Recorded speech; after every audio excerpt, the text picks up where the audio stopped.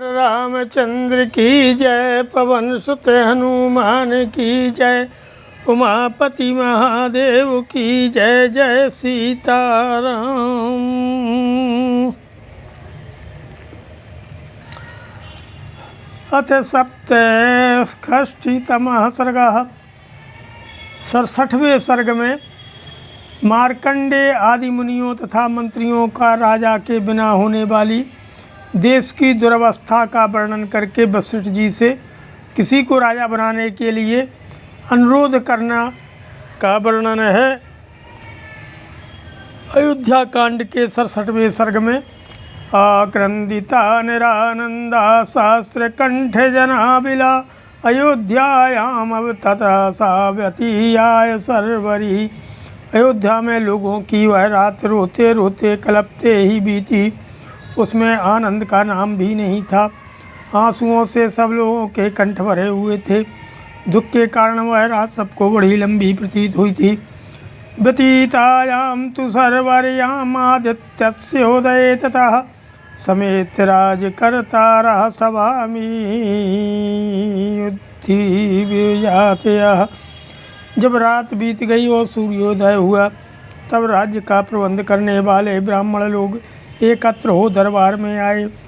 मार्कंडेयो तिमोदगल्यो वामदेवश्च कश्यपः कात्यायनो गौतमश्च जाबालिश्च महायशः एते द्विजाशाः मात्यै पृथग्वाचमुदीरयन् वसिष्ठमेवाभिमुखा श्रेष्ठं राजपुरोहितम्। मार्कंडेय, मोदगल, वामदेव, कश्यप, कात्यायन, गौतम और महायशस्वी जाबाली, ये सभी ब्राह्मण श्रेष्ठ राजपुरोहित वशिष्ठ जी के सामने बैठ कर के मंत्रियों के साथ अपनी अलग अलग राय देने लगे। अतीता शर्वरी दुखम यानो वर्ष तथोपिमा अस्मन् पंचत्वमापन्ने पुत्र शोकेन पार्थिवे। वे बोले, पुत्र शोक से महाराज के स्वर्गवासी होने के कारण यह रात बड़े दुख से बीती है, जो हमारे लिए 100 वर्षों के समान प्रतीत हुई थी। स्वर्गस्थश्च महाराजो रामश्चारण्यमाश्रितः लक्ष्मणश्चापि तेजस्वी रामेण युगतः सह उभौ भरत शत्रुघ्नौ कैकेयीषु परन्तपौ पुरे राजगृहे रम्ये मातामह निवेशने। महाराज दशरथ स्वर्ग सुधारे, श्री रामचंद्र जी वन में रहने लगे और तेजस्वी लक्ष्मण भी श्री राम के साथ ही चले गए। शत्रुओं को संताप देने वाले दोनों भाई भरत और शत्रुघ्न कैकेयी देश के रमणीय राजगृह में नाना के घर में निवास करते हैं। इक्ष्वाकुणामिहाद्यु कश्चिद् राजा विधीयताम् अराजकं हिनो राष्ट्रं विनाशं संवाप्नुयात्।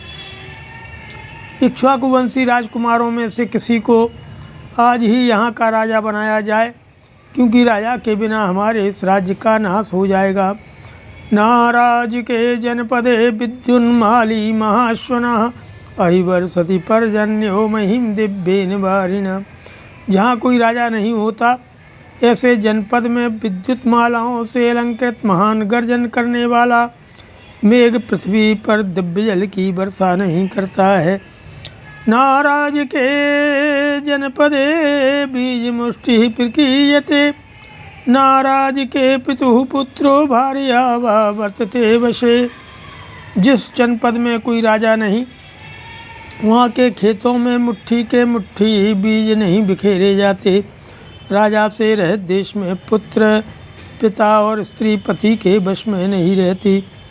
अराज के धर्म नास्ति नास्ति भार्या पिराज के यदमत्याहितम चान्यत कुतः सत्यम राज के। राजहीन देशों में धन अपना नहीं होता है, बिना राजा के राज्य में पत्नी भी अपनी नहीं रह पाती है। राजा रहित देश में यह महान भय बना रहता है, तब फिर दूसरा कोई सत्य कैसे रह सकता है। नाराज के जनपदे कारयन्ति सभां नराः उद्यानानि च रम्याणि हृष्टा पुण्यगृहाणि च। नाराज के जनपदे यज्ञशीला दुजातयः सत्यान्यन्वाशते दान्ता ब्राह्मणाः संस्थितव्रताः। बिना राजा के राज्य में मनुष्य कोई पंचायत भवन नहीं बनवाते, रमणीय उद्यान का भी निर्माण नहीं करवाते तथा हर्ष और उत्साह के साथ पुण्य ग्रह, धर्मशाला, मंदिर आदि भी नहीं बनवाते हैं।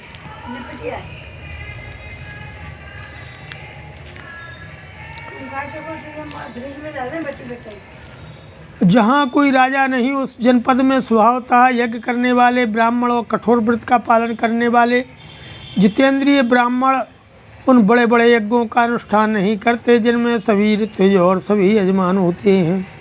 नाराज के जनपदे महायज्ञेषु यज्वनः ब्राह्मणा वसु संपूर्णा विसृजन्त्याप्त दक्षिणाः। राजा रहित जनपद में कदाचित महायज्ञों का आरंभ भी हो तो उनमें धन संपन्न ब्राह्मण भी ऋतुजों को पर्याप्त दक्षिणा नहीं देते। नाराज के जनपदे प्रहष्ट नट नर्तकाः उत्सवाश्च समाजाश्च वर्धन्ते राष्ट्रवर्धना। अराजक देश में राष्ट्र को उन्नतशील बनाने वाले उत्सव जिनमें नट और नर्तक हर्ष में भरकर अपनी कला का प्रदर्शन करते हैं बढ़ने नहीं पाते हैं तथा दूसरे राष्ट्र हितकारी संघ भी नहीं पनपने पाते हैं। नाराज के जनपदे सिद्धार्था व्यवहारिणः कथाभिरभिरज्यन्ते कथाशीलः कथा प्रिय। बिना राजा के राज्य में वादी और प्रतिवादी के विवाद का संतोषजनक निपटारा नहीं हो पाता अथवा व्यापारियों को लाभ नहीं होता। कथा सुनने की इच्छा वाले लोग कथावाचक पौराणिकों की कथाओं से प्रसन्न नहीं होते। नाराज के जनपदे तु ध्यानानि समागता सायाह्ने क्रीडितुं यान्ति कुमार्यो हेमभूषिता। राजा रहित जनपद में सोने के आभूषणों से विभूषित हुई कुमारियाँ एक साथ मिलकर संध्या के समय उद्यानों में क्रीड़ा करने के लिए नहीं जाती हैं।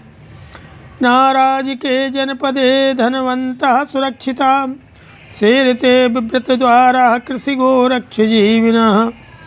बिना राजा के राज्य में धनी लोग सुरक्षित नहीं रह पाते तथा कृषि और गोरक्षा से जीवन निर्वाह करने वाले वैश्य भी दरवाज़ा खोल कर नहीं सो पाते हैं। नाराज के जनपदे वाहिनी शीघ्रवाही भी नरान्तरण्यानी नारी भी सहकामिना। राजा से रहित जनपद में कामी मनुष्य नारियों के साथ शीघ्र गामी वाहनों द्वारा वन विहार के लिए नहीं निकलते हैं।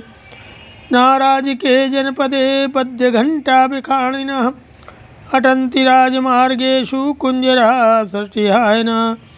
नाराज के जनपदे शरान् सन्ततमस्यतां श्रूयते तलनिर्घोषे स्वस्त्राणामुपासने। जहाँ कोई राजा नहीं होता उस जनपद में 60 वर्ष के दंतार हाथी घंटे बांधकर सड़कों पर नहीं घूमते हैं। बिना राजा के राज्य में धनुर्विद्या के अभ्यास काल में निरंतर लक्ष्य की ओर बाण चलाने वाले वीरों की प्रत्यंचा तथा करतल का शब्द नहीं सुनाई देता है। नाराज के जनपदे वणिजो दूरगामिनः गच्छन्ति क्षेमं ध्यानं बहु पुण्य समाचिताः। राजा से रहित जनपद में दूर जा कर के व्यापार करने वाले बणिक बेचने की बहुत सी वस्तुएं साथ लेकर कुशल पूर्वक मार्ग तय नहीं कर सकते। नाराज के जनपदे चरत्ते चरो वसी भावयन्नात्मनात्मानं यत्र सायं गृहो मुनि। जहाँ कोई राजा नहीं होता उस जनपद में जहाँ संध्या हो वहाँ डेरा डाल देने वाला अपने अंतःकरण के द्वारा परमात्मा का ध्यान करने वाला और अकेला ही विचरने वाला जितेंद्रीय मुनि नहीं घूमता फिरता है।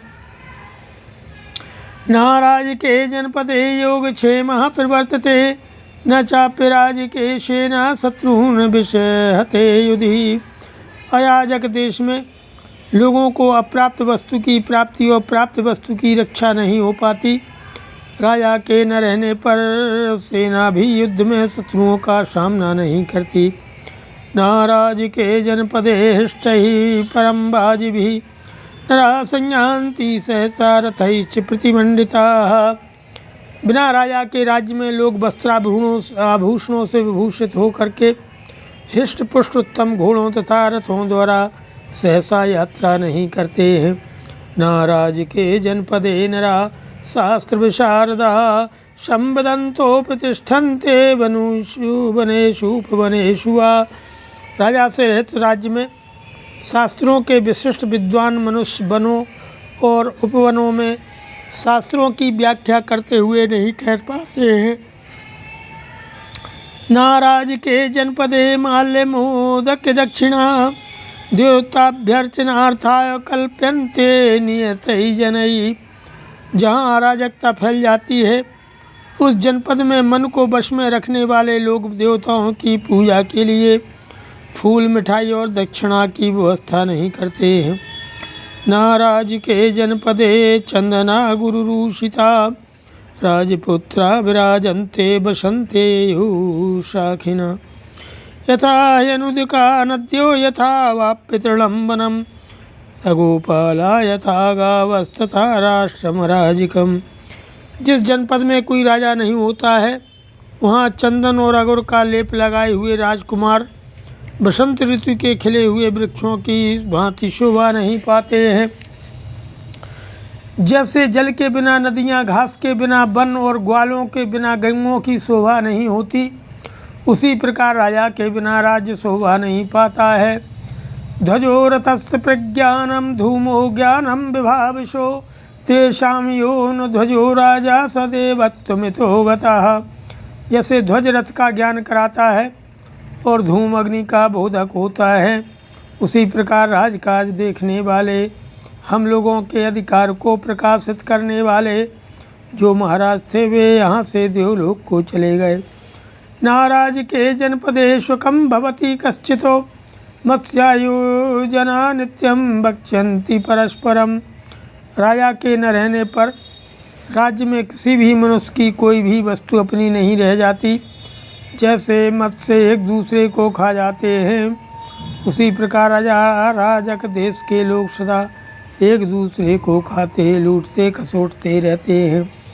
एहि संभिन्न मर्यादा नास्तिका छिन्न संशया तेपि भावाय कल्पन्ते राजदंड पीड़िता। जो वेद शास्त्रों की तथा अपनी जाति के लिए नियत वर्णाश्रम की मर्यादा को भंग करने वाले नास्तिक मनुष्य पहले राजदंड से पीड़ित होकर दबे रहते थे, वे भी अब राजा के न रहने से निशंक होकर अपना प्रमुख नक प्रकट करेंगे, प्रभुत्व प्रकट कर लेंगे। यथा दृष्टि शरीरस्थो नित्यमेव प्रवर्तते तथा नरेन्द्रो राष्ट्रस्य प्रभुः सत्यधर्मयो राजा सत्यम च धर्मश्चो राजा कुलवतां कुलम राजा माता पिता चैव राजा हितकरो नृणाम। जैसे दृष्टि सदा ही शरीर के हित में प्रवृत्त रहती है, उसी प्रकार राजा राज्य के भीतर सत्य और धर्म का प्रवर्तक होता है। राजा ही सत्य और धर्म है, राजा ही कुलवानों का कुल है, राजा ही माता पिता हैं, राजा ही मनुष्यों का हित करने वाला है। यमो वै श्रवणः सख्यो वरुणश्च महाबलः विशिष्यन्ते नरेन्द्रेण वृत्तेन महता ततः। राजा अपने महान चरित्र के द्वारा यम, कुबेर, इंद्र और महाबली वरुण से भी बढ़ जाते हैं। यमराज केवल दंड देते हैं, कुबेर केवल धन देते हैं, इंद्र केवल पालन करते हैं और वरुण केवल सदाचार में नियंत्रित रहते हैं। परंतु एक श्रेष्ठ राजा में ये चारों गुण मौजूद होते हैं, अतः वह इनसे बढ़ जाता है। अहो तम वेदम स्यान्न प्रगायेत किंचनो राजा चेन भवेल्लोके विभजन साधु साधुनी। यदि संसार में भले बुरे का विभाग करने वाला राजा न हो तो वह सारा जगत अंधकार से आच्छन्न सा हो जाए, कुछ भी सूझ न पड़े। जीवत्तपि महाराजे तथैव वचनम वयम नातिक्रमामहे सर्वे वेलाम प्राप्यो सागरः।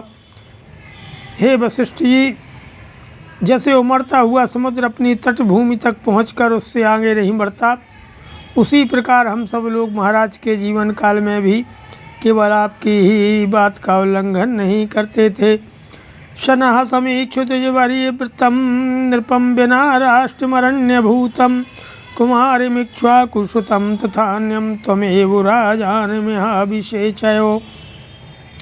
अतः विप्रवर इस समय हमारे व्यवहार को देख करके तथा राजा के अभाव में जंगल बने हुए इस देश पर दृष्टिपात करके आप ही किसी इक्ष्वाकुवंशी राजकुमार को अथवा दूसरे किसी योग्य पुरुष को राजा के पद पर अभिषिक्त कीजिए। श्रीमद् रामायणे वाल्मीकि आदि काव्ये अयोध्याकांडे सप्तषष्टितमः सर्गः। नमः। अथ अष्टषष्टितमः सर्गः। अयोध्याकांड के 68वें सर्ग में वशिष्ठ जी की आज्ञा से 5 दूतों का अयोध्या से कैकय देश के राजगृह नगर में जाने का वर्णन है कि तेषां तद्वचनं श्रुत्वा वसिष्ठा प्रत्युवाचः मित्रामातजनान् सर्वान् ब्राह्मणान् स्थानिदं वचः प्रियदिशौ मातुलकुले दत्तराज्यः परं सुखी भरतो वसति भ्रात्रा सत्वगुणेन मुदान्विता। मार्कंडेय आदि के ऐसे वचन सुनकर के महर्षि वशिष्ठ ने मित्रों, मंत्रियों और उन समस्त ब्राह्मणों को इस प्रकार उत्तर दिया। राजा दशरथ ने जिनको राज्य दिया है वे भरत इस समय अपने भाई शत्रुघ्न के साथ मामा के यहाँ बड़े सुख और प्रसन्नता के साथ निवास करते हैं।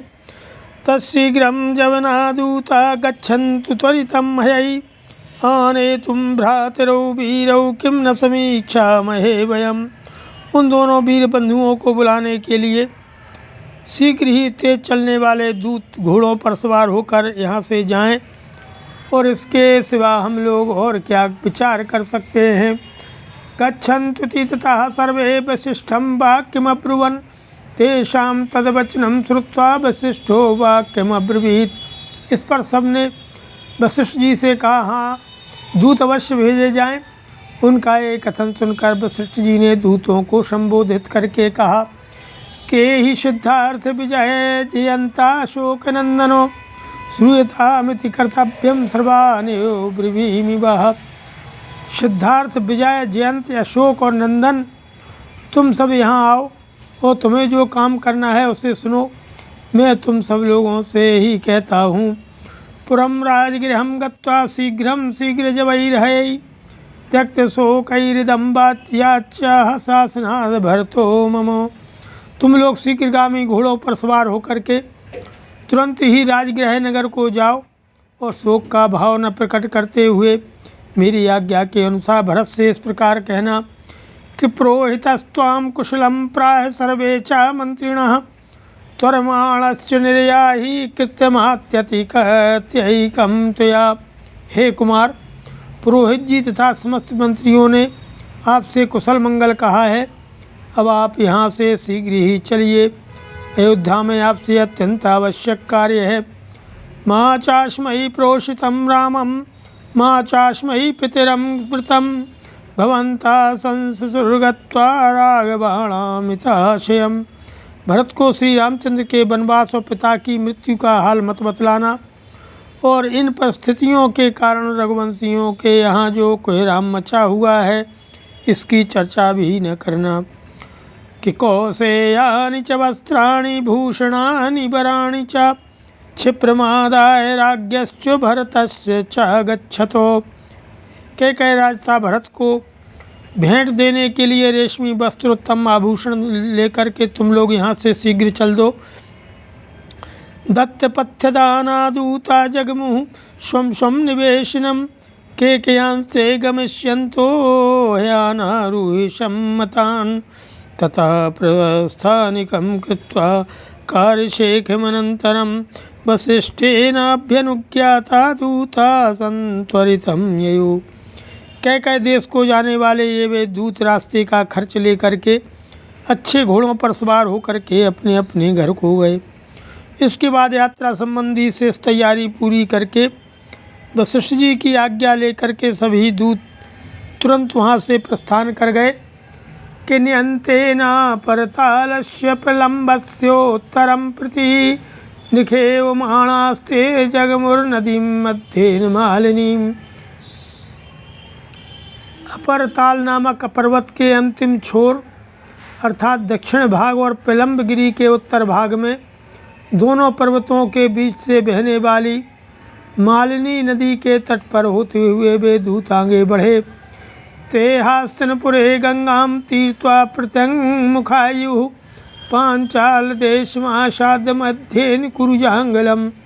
हस्तिनापुर में गंगा को पार करके वे पश्चिम की ओर गए और पांचाल देश में पहुंचकर कुरुजांगल प्रदेश के बीच से होते हुए आगे बढ़ गए। सरांचा सुफुल्लानि नदीश्च विमलोदका रीक्षमाणा जगमुस्ते दूता कार्यवशात् द्रुतम्।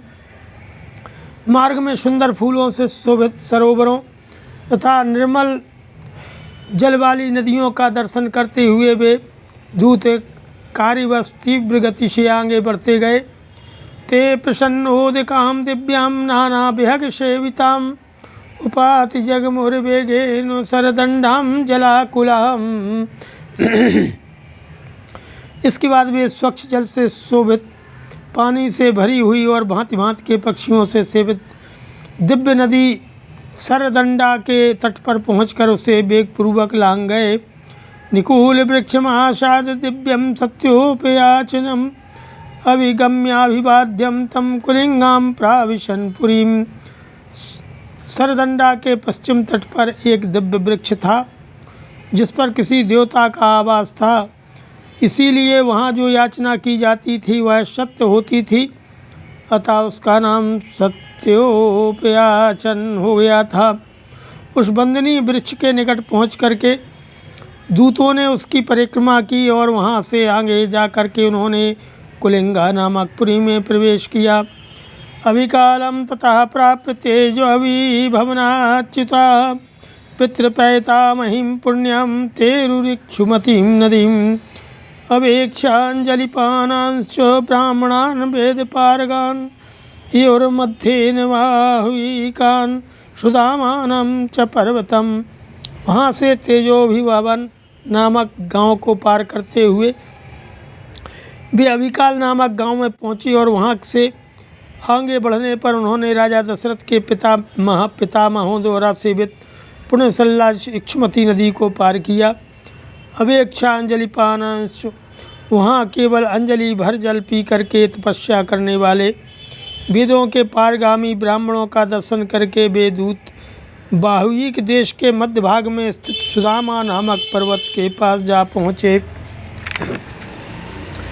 कि विष्णु पदम प्रेक्षमाणा विपासां चापि शाल्मलीं नदीर्वापि तटाकानि पल्वलानि सरांसि च पश्यन्तो विविधान् चापि सिंहान् व्याघ्रान् मृगान् द्वीपान् ययुः पथाति मेहता शासनं भर्तुरीप्सवः ते श्रान्तवाहिना दूता विकृष्टेन शतापथा गिरिव्रजम पुरवरम शीघ्रमासे दुरंजसा। उस पर्वत के शिखर पर स्थित भगवान विष्णु के चरण चिन्ह का दर्शन करके वे विपासा अर्थात व्यास नदी और उसके तटवर्ती शाल्मली वृक्ष के निकट गए। वहाँ से आगे बढ़ने पर बहुत सी नदियों, बावड़ियों, पोखरों, छोटे तालाबों, सरोवरों तथा भांति भांति के वन जंतुओं, सिंह, व्याघ्र, मृग, हाथियों का दर्शन करते हुए वे दूत अत्यंत विशाल मार्ग के द्वारा आगे बढ़ने लगे। वे अपने स्वामी की आज्ञा का शीघ्र पालन करने की इच्छा रखते थे। उन दूतों के वाहन चलते चलते थक गए थे। वह मार्ग बड़ी दूर का होने पर उपद्रव से रहित था। उसे तय करके सारे दूत शीघ्र ही बिना किसी कष्ट के श्रेष्ठ नगर गिरिब्रज में जा पहुँचे। भर्तुः प्रियार्थम कुलरक्षणार्थम भर्तुश्च वंशस्य परिग्रहार्थम अहेडमानस्त्वरयास्मि दूता राश्याम तु ते तत्पुरे में वो याता। अपने स्वामी आज्ञा देने वाले वशिष्ठ जी का प्रिय और प्रजावर की रक्षा करने तथा महाराज दशरथ के वंश परंपरागत राज्य को भरत जी से स्वीकार कराने के लिए सादर तत्पर हुए वे दूत बड़ी उतावली के साथ चलकर रात में ही उस नगर में जा पहुँचे। श्रीमद् रामायणे वाल्मीकि आदि काव्ये अयोध्याकाण्डे अष्टे षष्टितमः सर्गः। नमः सियावर रामचंद्र की जय।